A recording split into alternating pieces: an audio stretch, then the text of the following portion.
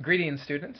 Today we are talking about Chapter 15, continuing with the topic of persuasion, and I want to focus in on two main things in this mini lecture video. I want to talk about some specifics on the upcoming persuasive speech assignment you'll be working on, and then I want to also talk briefly about some of the persuasive techniques, focusing in specifically on reasoning and supporting your claims with evidence. So first, your persuasive speech assignment. The topic that you select will be really important in this assignment, just like with the others. The persuasive speech differs from the informative speech in several important ways.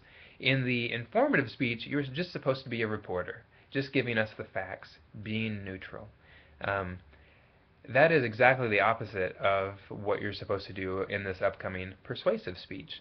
Put all that neutrality behind you, because in the persuasive speech, you are supposed to take a strong stand on one side or the other and argue for your position and make us believe that your position is the correct position. So you see how that's the opposite of the informative speech, where you're not, the informative speech where you're not supposed to take a position at all. Not only are you supposed to take a position, you're also supposed to focus on action. You have to answer that question of so what. So you've taken a position, but your audience is going to be asking, what do you want us to do? And so you have to give your audience a call to action, and that's something that's different in a persuasive speech than in an informative speech. So let me give you an example. The persuasive speech assignment sheet gives you a couple of different topic ideas and shows you how they differ from the informative speech. So in the informative speech, if you want to give a speech on a topic such as the U.S. Electoral College, the informative speech would say something like, you would just talk about how the U.S. Electoral College works, for example. And in that informative speech, you would just give the facts about how the U.S. Electoral College works, maybe its history, where it comes from, where it's going, how it works today, and that's the end of the speech. You don't take any position on whether it's good or bad. You don't take any position on what we should do about it. But if you want to go on and give a persuasive speech on the same topic, the U.S. Electoral College, you would have to go a step farther by saying something like, well, the U.S. Electoral College should be abolished. Or you could be on the other side and say the U.S. Electoral College should not be abolished, should be kept in place. And both of those topics do two things. Just as I said, they take a position, either the U.S. Electoral College is good or bad, and it also issues a call to action. We either should keep it or we should get rid of it. And in those two ways, taking a position and issuing a call to action, the persuasive speech is fundamentally different from the informative speech. Now, I, as the instructor, am not concerned about which side of any issue you are on. I'm not going to be evaluating whether you've picked the side that I personally agree with or something like that. The thing I'm going to be looking for is whether you have taken a strong side, whichever side it is, and then that you've supported your reasons with evidence. And so that's mainly what I'm looking for. You can choose any side of any issue. The Electoral College is good or bad. Global warming is either real or not real. I'm not looking for any specific position to be taken, although I clearly will have an opinion on most of these topics. Let's talk about global warming, for example, since I mentioned it.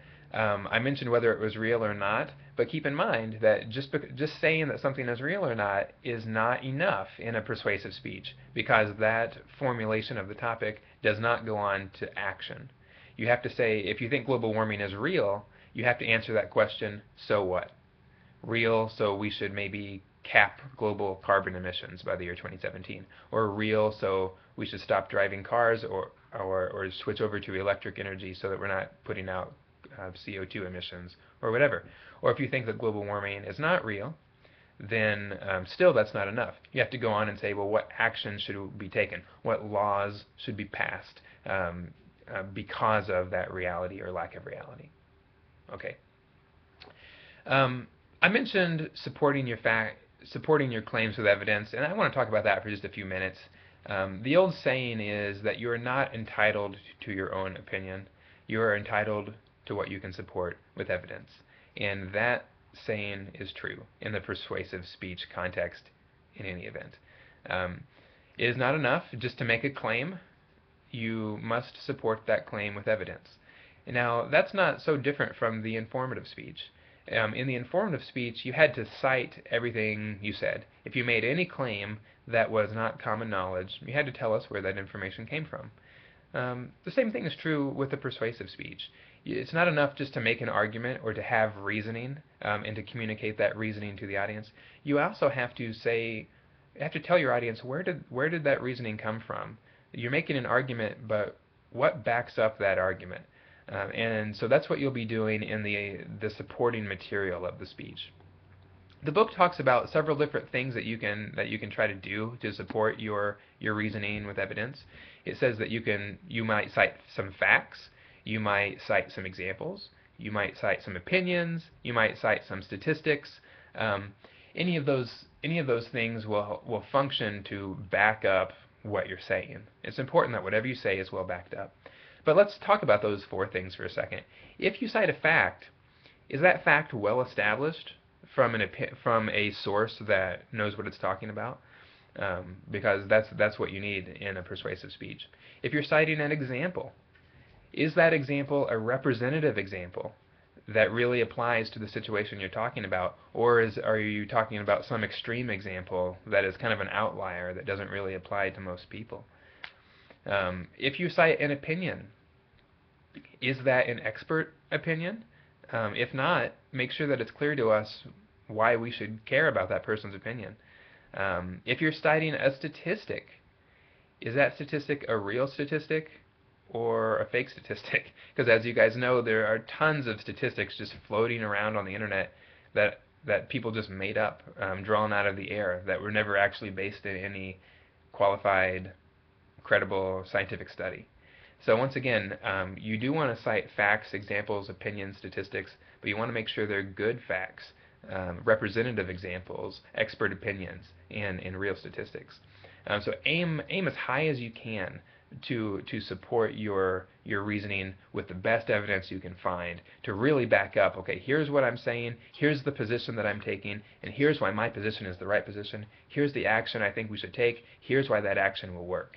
Based on this evidence. You're not just asking us to take your word for it. If you do all those things, you will come across as a credible speaker because you have supported your claims with evidence.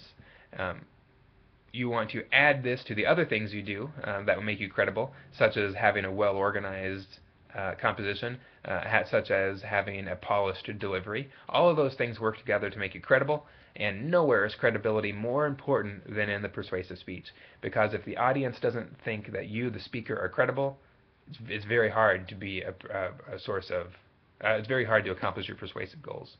Finally, as far as persuasive techniques go, don't be afraid to use a little bit of emotion in your speech. You can tell a story that really gets us emotionally connected to a particular character in order to make your point. You can appeal to emotions such as the book talks about hope, pride, courage, reverence. And if you can activate those emotions in your audience, then they can go a long way in helping you accomplish your persuasive goals. As long as you don't overdo it. The book talks about being a demagogue, which I think is a funny word, but a demagogue is a very bad thing to be. It is a speaker who attempts to gain power or control over others by using impassioned emotional pleas in appealing to listeners' prejudices. So emotion can be misused to kind of like appeal to our baser instincts, and obviously that's not the purpose of emotion. You're trying to inspire us to do what you think is right, and so in that way it is proper to use emotion. In conclusion, we've talked about the upcoming speech, talked about the types of topics that are good and the type of topics that are not good. The types of topics that are good are the ones that take a position and have a call to action. You want to organize your speech using the problem-solution method. I'm going to send an email about that, but you know you need 3 main points, and in a problem-solution speech, main point number 1, or Roman numeral 1, is the problem. Main point number 2, or Roman numeral 2, is the solution. And main point 3, Roman numeral 3, is action. Problem, solution, action. What's wrong with the world? What can we do about it? And here's how. All right, that'll end this video lecture for now. I look forward to seeing what topics you pick for the persuasive speech, and I look forward to hearing them. Thank you very much.